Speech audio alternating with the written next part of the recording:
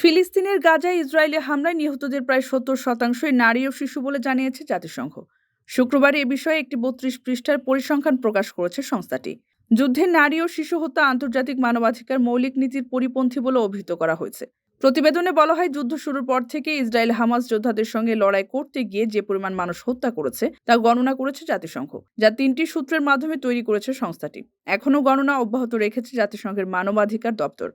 জাতিসংঘের মানবাধিকার দপ্তরের এক বিবৃতিতে বলা হয়, গাজায় যে পরিমাণ নারী এবং শিশু হত্যা করা হয়েছে তাতে স্পষ্টতই আন্তর্জাতিক মানবাধিকার আইনের মৌলিক নীতিমালা লঙ্ঘিত হয়েছে।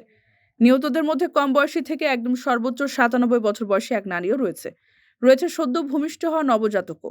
১৮ বছরের নিচে যে সকল শিশু নিহত হয়েছে তাদের মধ্যে ৫ থেকে ৯ বছর বয়সী শিশুর সংখ্যা ৪৪%।